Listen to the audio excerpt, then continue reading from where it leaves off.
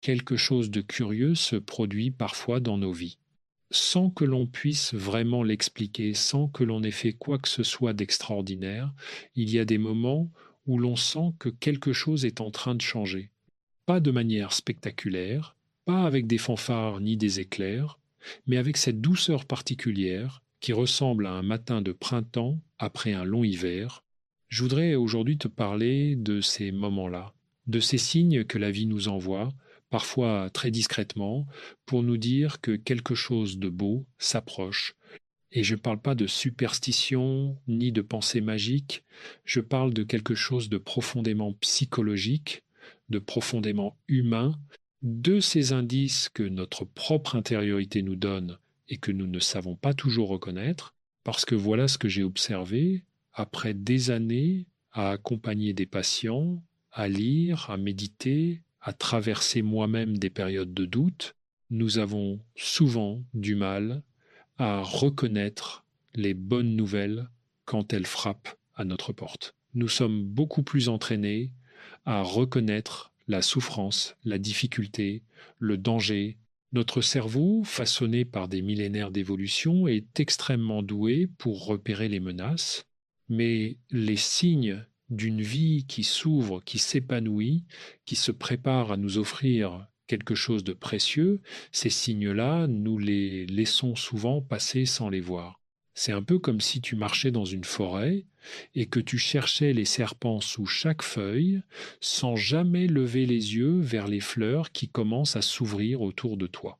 Alors aujourd'hui, je voudrais qu'on lève les yeux ensemble. Je voudrais qu'on s'arrête un moment, qu'on respire et qu'on regarde ces 5 signes. Ces 5 signes qui, s'ils sont présents dans ta vie en ce moment, te disent que tu es sur le bon chemin, que quelque chose de beau est en train de se préparer pour toi. Et peut être que certains d'entre vous écoutent cela dans un moment difficile, peut être que tu traverses une période de fatigue, d'incertitude, de questionnement, peut être que la vie te semble moins lumineuse qu'avant. Si c'est le cas, je veux que tu saches que c'est précisément pour toi que je parle aujourd'hui. Parce que les signes dont je vais te parler, ils apparaissent justement dans ces moments-là, au cœur de la difficulté, pas après elle. Alors installe-toi confortablement, laisse ton corps se détendre et accompagne-moi dans cette réflexion. Le premier signe, c'est la fatigue profonde qui change de nature. Je veux commencer par là parce que c'est souvent celui que l'on comprend le moins et pourtant c'est peut être le plus révélateur. Il existe plusieurs types de fatigue. Il y a la fatigue de surface, celle que l'on ressent après une longue journée de travail, après une nuit sans sommeil, après un effort physique. Cette fatigue-là disparaît avec du repos, elle est simple, presque saine dans un certain sens. Et puis il y a une fatigue plus profonde, plus mystérieuse, celle qui s'installe après une longue période de résistance.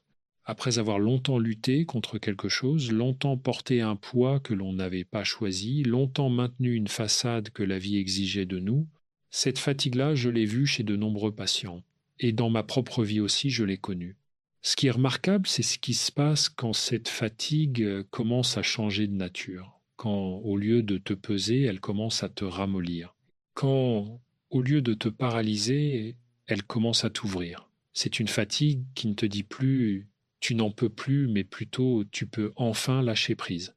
Je pense à une patiente que j'ai accompagnée il y a plusieurs années, une femme d'une cinquantaine d'années, cadre dans une grande entreprise, qui avait passé des décennies à tenir, à être forte pour tout le monde, pour ses enfants, pour ses collègues, pour sa famille. Elle venait me voir parce qu'elle se sentait épuisée d'une manière qu'elle ne comprenait pas. Elle me disait: je dors, je me repose, mais rien n'y fait. Cette fatigue ne part pas. Un jour, lors d'une de nos séances, quelque chose a changé dans ses yeux. Elle m'a dit: je crois que je suis fatiguée de faire semblant que tout va bien. Et à peine avait-elle prononcé ces mots qu'elle a pleuré, pas des larmes de désespoir, des larmes de soulagement. Cette fatigue-là, c'était le signe que quelque chose était prêt à changer. En psychologie, nous parlons parfois de ce que l'on appelle la résistance épuisée. C'est ce moment où l'on a tellement longtemps résisté à ce que l'on est vraiment, à ce que l'on ressent vraiment, à ce dont on a vraiment besoin, que cette résistance finit par s'effondrer d'elle-même.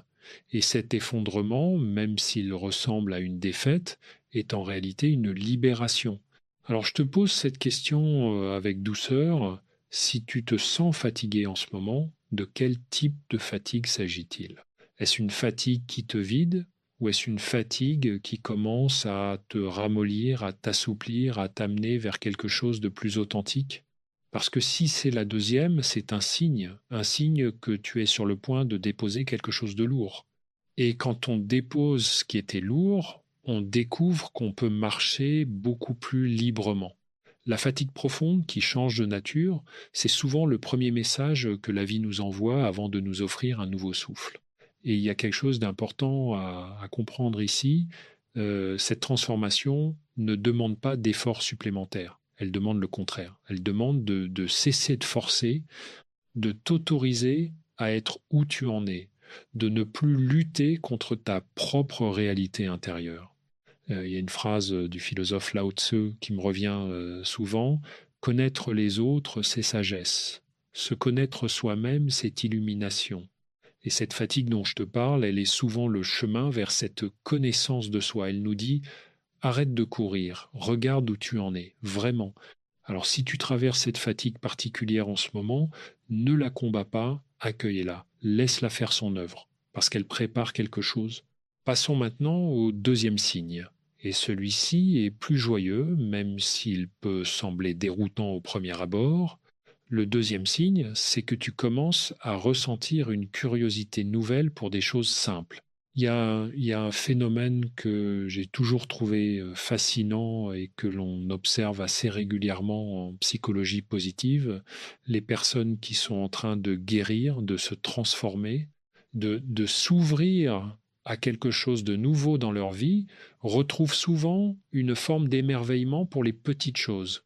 Je ne parle pas d'un émerveillement exagéré, d'une sorte d'euphorie artificielle. Je parle de quelque chose de beaucoup plus discret, ce moment où tu remarques la lumière qui filtre à travers les feuilles d'un arbre et où tu restes là, juste une seconde de plus que d'habitude, à la regarder. Ce moment où tu écoutes une chanson que tu connais depuis longtemps et où tu entends soudainement quelque chose que tu n'avais jamais vraiment entendu avant. Ce moment où tu goûtes un repas simple et où tu te dis comme c'est bon. Ces petits moments, ils semblent anodins, mais ils ne le sont pas. En neurosciences, on sait aujourd'hui que la curiosité est étroitement liée à la dopamine, à ce système de récompense qui nous pousse à explorer, à découvrir, à nous engager avec le monde. Quand nous sommes dans des états de stress chronique, de dépression, d'anxiété profonde, ce système se met en veille. Le monde perd ses couleurs. Tout semble gris, mécanique, répétitif, et quand ce système se réactive, quand la curiosité revient, c'est littéralement notre cerveau qui reprend vie, qui se réouvre, qui se prépare à recevoir. Je pense à un jeune homme que j'ai suivi pendant une période difficile de sa vie. Il avait traversé une séparation douloureuse, une remise en question professionnelle importante. Pendant longtemps, il n'avait plus d'intérêt pour quoi que ce soit. Il me disait, plus rien ne me touche. Je fais les choses, mais je ne les vis pas. Et puis un jour, il est arrivé en séance avec quelque chose de différent dans le regard. Il m'a dit, ce matin, en allant au travail, j'ai vu un vieux monsieur nourrir des pigeons sur un banc. Et je ne sais pas pourquoi, mais ça m'a complètement arrêté. J'ai regardé ça pendant 5 minutes. J'ai trouvé ça beau. J'ai su à ce moment-là que quelque chose se remettait en mouvement en lui. La curiosité pour les choses simples, c'est le signe que tu recommences à être présent, vraiment présent. Pas dans le passé que tu rumines, pas dans le futur que tu crains, mais ici, maintenant, dans ce moment qui existe et qui t'appartient.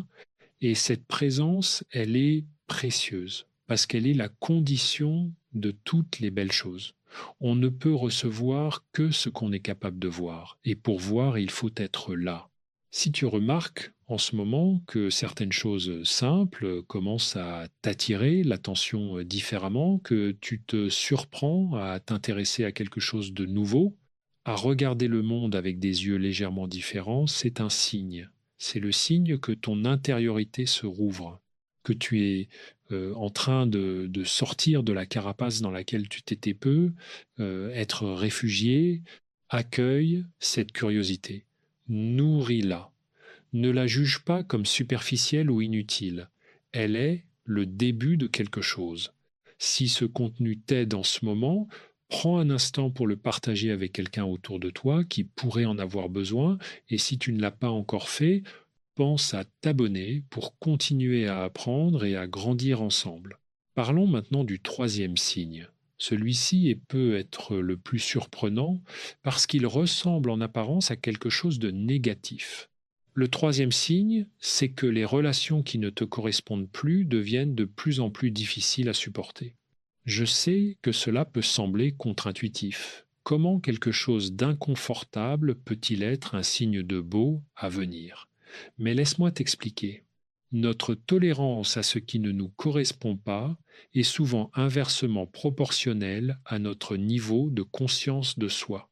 Autrement dit, plus nous sommes déconnectés de nous-mêmes, plus nous acceptons des situations, des relations, des environnements qui ne nous conviennent pas vraiment.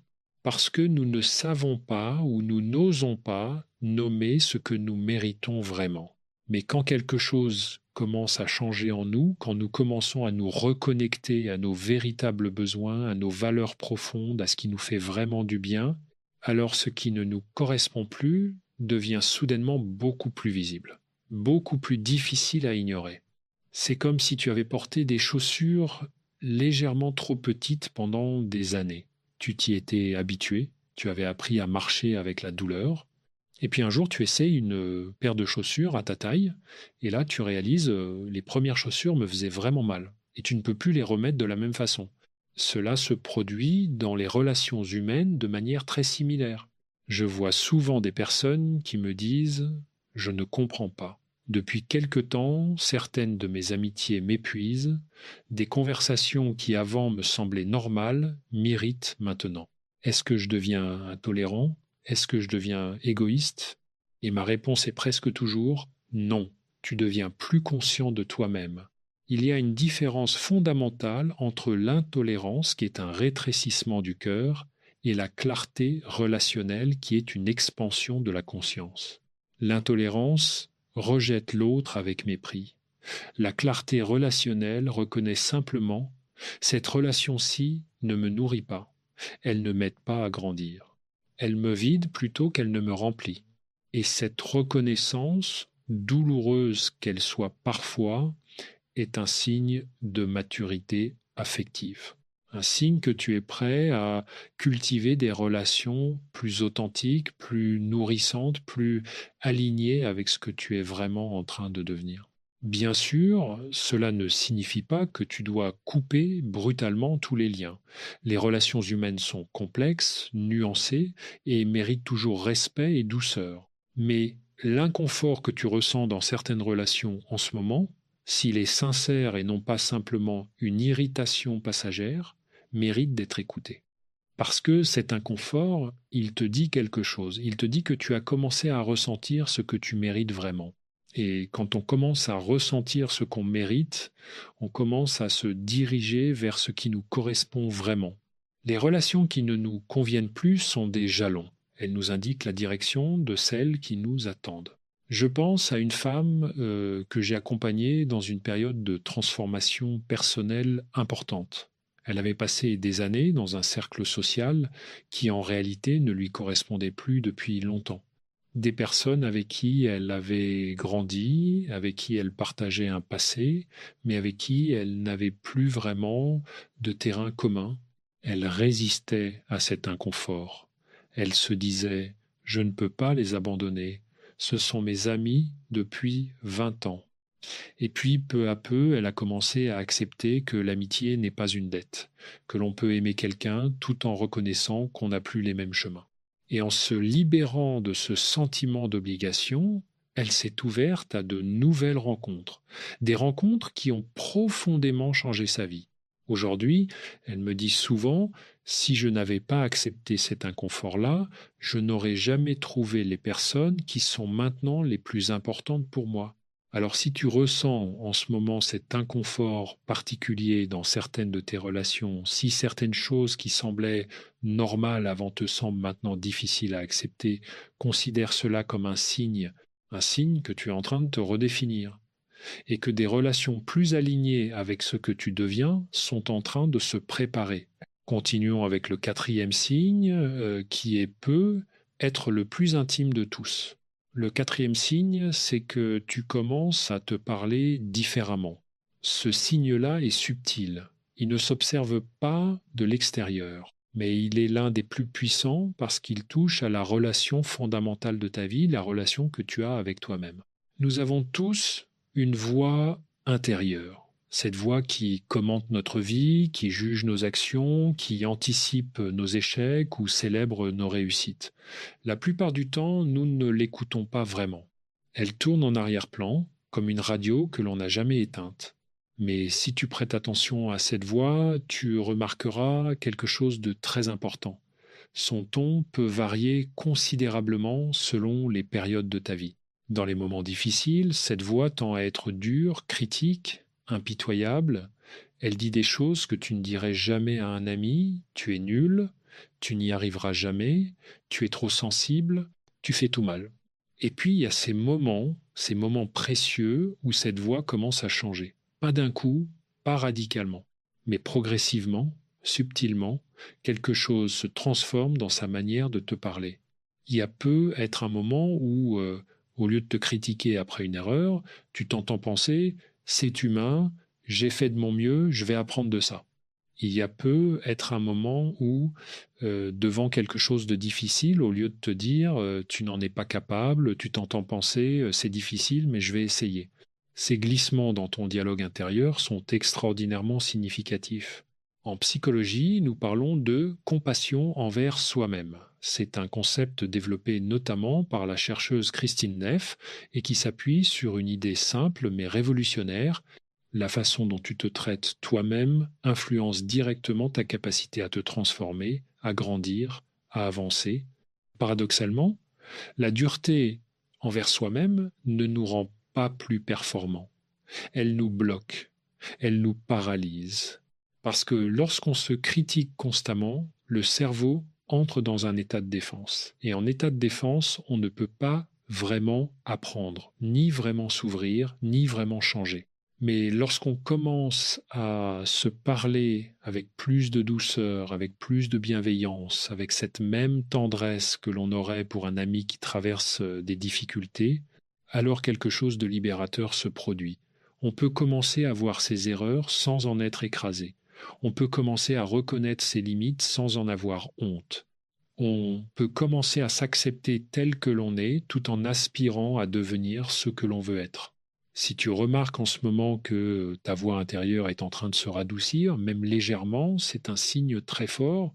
C'est le signe que tu es en train de développer une relation plus saine avec toi-même. Et cette relation-là, c'est le fondement de tout le reste. Je veux m'attarder sur quelque chose parce que je sais que certains d'entre vous pourraient résister à cette idée. Certains me diraient, mais si je suis trop doux avec moi-même, je vais devenir complaisant, je vais arrêter de m'améliorer. C'est une crainte que j'entends souvent, et je comprends d'où elle vient. Dans notre culture, nous avons longtemps confondu la rigueur avec la sévérité. Nous avons pensé que pour nous améliorer, il fallait nous punir, que la critique était la voie de la croissance. Mais les recherches en psychologie nous disent autre chose. Elles nous disent que la compassion envers soi-même n'est pas l'ennemi de l'excellence. Elle en est la condition.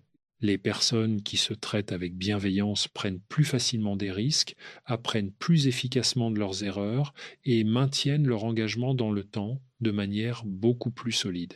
Parce que quand tu sais que tu es en sécurité à l'intérieur de toi-même, que tu ne vas pas te détruire si tu échoues, tu peux tenter, tu peux essayer, tu peux oser. Alors si ta voix intérieure commence à changer, si tu commences à te parler comme tu parlerais à quelqu'un que tu aimes, laisse ce changement se faire, cultive-le. C'est l'un des plus beaux signes que quelque chose de bon est en train de se construire en toi. Si ce contenu résonne avec toi, je t'invite à laisser un commentaire. Dis-moi lequel de ces signes tu reconnais dans ta vie en ce moment. Et si tu apprécies ces réflexions, pense à t'abonner pour continuer ce voyage ensemble. Et maintenant, parlons du cinquième signe, le dernier, celui qui, selon moi, est le plus profond et le plus transformateur. Le cinquième signe, c'est que tu commences à accueillir l'incertitude sans en avoir peur. Je vais commencer par quelque chose d'important. Nous vivons dans une époque qui a une relation très difficile avec l'incertitude. Notre monde moderne nous promet la maîtrise, la prévision, les algorithmes qui anticipent nos désirs, les assurances qui couvrent nos risques, les plans quinquennaux qui cartographient notre avenir. Et pourtant, l'incertitude est la condition fondamentale de l'existence humaine. Elle l'a toujours été, elle le sera toujours. Nous ne savons pas ce que demain nous réserve. Nous ne savons pas comment nos choix d'aujourd'hui nous mèneront dans 10 ans. Nous ne savons pas comment les personnes que nous aimons vont évoluer, comment le monde va se transformer, comment notre propre vie va se dérouler. Face à cette réalité, nous développons généralement deux types de réponses. La première, c'est la résistance. Nous essayons de tout contrôler, de tout planifier, de tout anticiper. Nous nous épuisons à chercher la certitude dans un monde qui ne peut pas nous la donner. La deuxième, c'est la résignation. Nous nous laissons submerger par l'anxiété. Nous nous disons que rien ne sert d'essayer puisque rien n'est certain de toute façon. Mais il existe une troisième voie. Et c'est cette troisième voie qui est un signe de quelque chose de beau à venir. Cette troisième voie, c'est l'accueil de l'incertitude. Pas la résignation, non. Pas l'abandon, non. Mais quelque chose de plus profond. La capacité à habiter l'incertitude sans en être paralysé. À avancer dans le brouillard avec suffisamment de confiance pour mettre un pied devant l'autre, même quand on ne voit pas où le chemin mène. Ce changement dans la relation à l'incertitude, je l'ai vu se produire chez des personnes qui traversaient des transformations profondes. Et à chaque fois, il était accompagné d'une légèreté nouvelle, d'une forme de paix qui ne dépendait plus des circonstances extérieures, mais qui venait de l'intérieur. Je me souviens d'un homme, la cinquantaine, qui avait été licencié après de nombreuses années dans la même entreprise. Au début, il était dans une résistance totale. Il me disait, je dois retrouver un poste similaire le plus vite possible. Je dois reconstruire exactement la même vie. Et cette obsession du contrôle le rendait de plus en plus anxieux, de plus en plus rigide, de plus en plus malheureux. Et puis, lors d'une séance, quelque chose a craqué en lui. Il m'a dit, et si je ne retrouvais pas exactement la même chose? Et si c'était en fait une opportunité de faire quelque chose de différent? Ce n'était pas de la résignation dans sa voix, c'était de la curiosité, une curiosité pour l'inconnu. Quelques mois plus tard, il avait fondé une petite entreprise dans un domaine qui lui avait toujours passionné, mais qu'il n'avait jamais osé explorer. Il n'était pas riche. Il n'était pas certain de réussir, mais il était vivant d'une manière qui ne l'avait pas été depuis longtemps. L'incertitude, quand elle cesse d'être une menace pour devenir une invitation, révèle quelque chose de précieux, notre capacité à nous faire confiance, notre capacité à nous dire ⁇ je ne sais pas ce qui vient, mais je sais que je suis capable d'y faire face. Je ne connais pas le chemin en entier, mais je peux faire confiance à mes pas. ⁇ Cette confiance-là, c'est pas de l'arrogance, c'est de la foi, une foi sobre, humble, mais réelle, une foi en ta propre résilience, en ta propre capacité d'adaptation, en ta propre intelligence de la vie. Et cette foi, elle ne se décrète pas, elle se construit à travers les épreuves que tu as déjà traversées, à travers les moments difficiles que tu as déjà surmontés, à travers la simple vérité que tu es encore là aujourd'hui, avec tout ce que tu as vécu. Si tu commences à ressentir, même légèrement, cette capacité à accueillir ce qui vient sans être immédiatement envahi par la peur, c'est un signe très fort. C'est le signe que tu es en train de développer une confiance fondamentale en toi-même et en la vie. Et cette confiance, elle ouvre des portes. Parce que les opportunités, les rencontres, les belles choses que la vie nous réserve, elles arrivent souvent par des chemins que l'on n'avait pas prévus. Et pour les voir, pour les saisir, il faut être suffisamment ouvert pour les accueillir. La rigidité du contrôle nous empêche de voir ce que l'incertitude nous offre, L'ouverture à l'incertitude nous rend disponibles pour les cadeaux inattendus de la vie.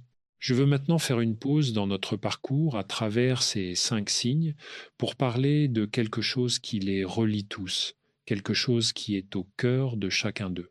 Ces 5 signes ont en commun une même invitation, celle de t'écouter, vraiment, profondément.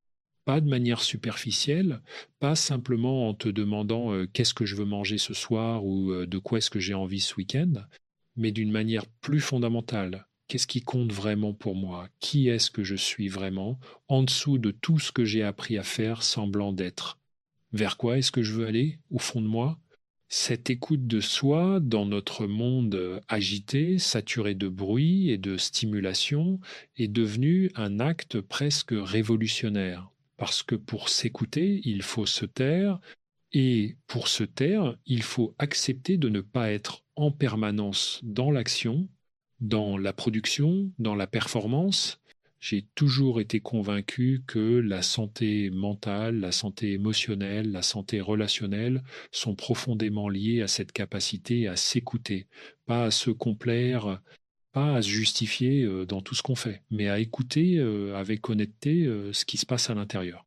Et ce qui se passe à l'intérieur, justement, ce sont souvent ces 5 signes, cette fatigue qui change de nature, cette curiosité qui revient, cet inconfort dans les relations qui ne nous correspondent plus, ce changement dans notre dialogue intérieur et cette nouvelle capacité à habiter l'incertitude. Ces 5 signes, ils ne viennent pas de l'extérieur, ils viennent de toi. Ils sont des messages que ta propre intériorité t'envoie. Et si tu les entends, si tu les reconnais, c'est déjà une forme d'écoute. C'est déjà le début du chemin. Si ce chemin te parle, si ces réflexions t'accompagnent, n'oublie pas de t'abonner pour continuer à explorer ensemble ces questions qui comptent. Et partage cet épisode avec quelqu'un qui traverse peut être quelque chose de difficile en ce moment. Un mot au bon moment peut faire une différence que l'on ne mesure pas toujours. Je voudrais maintenant approfondir ce que révèlent ces 5 signes sur toi, parce que les reconnaître, c'est bien. Mais comprendre ce qu'ils disent de qui tu es, c'est encore plus précieux. La première chose que ces signes révèlent, c'est que tu es en train de grandir. Et je veux être clair sur ce que j'entends par là, parce que le mot grandir peut sembler vague, presque cliché. Grandir, dans le sens où je l'entends ici, c'est pas devenir quelqu'un d'autre. C'est pas changer de personnalité, ni de valeur, ni de tout ce qui fait que tu es toi. Grandir, c'est devenir plus pleinement soi-même. C'est dépouiller progressivement ce qui n'est pas vraiment toi. Les peurs héritées, les masques sociaux, les croyances limitantes que tu as absorbées sans les choisir, les adaptations que tu as développées pour survivre dans des environnements qui n'étaient peu, être pas toujours bienveillants. Ce processus de croissance, il n'est pas linéaire, il n'est pas confortable et il ne se déroule pas selon un calendrier. Certaines personnes commencent ce processus très jeunes. D'autres le déclenchent après une crise, une perte, une rupture. D'autres encore le commencent à 50, à 60, à 70 ans. Il n'y a pas de bon moment pour grandir. Il y a seulement le moment où tu es prêt.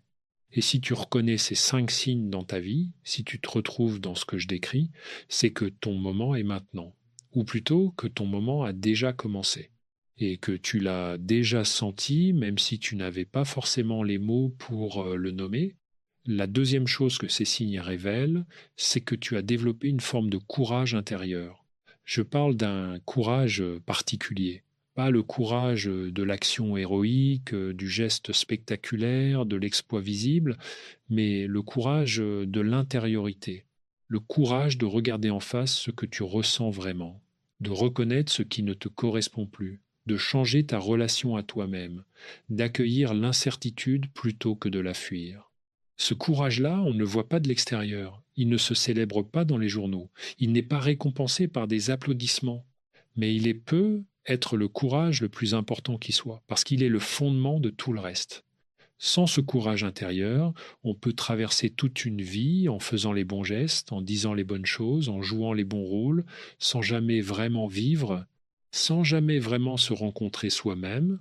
Et ce courage intérieur si tu l'as développé ou si tu es en train de le développer, révèle quelque chose d'essentiel sur toi. Tu n'as pas renoncé. Tu n'as pas capitulé devant la facilité de l'anesthésie émotionnelle. Tu as choisi de rester présent à ta propre vie, même quand c'était difficile. C'est beau, c'est vraiment beau.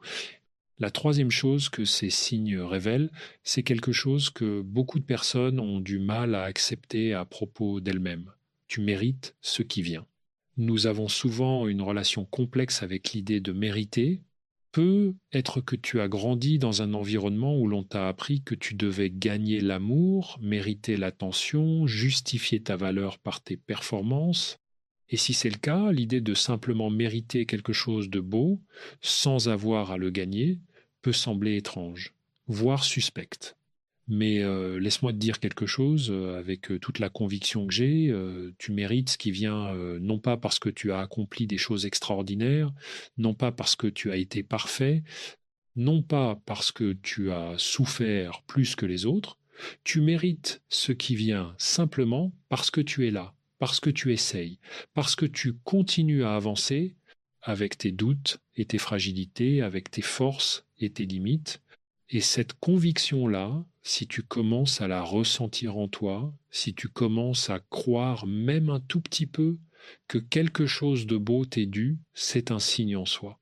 Un sixième signe, si tu veux, le signe que tu as commencé à te donner la permission d'exister pleinement.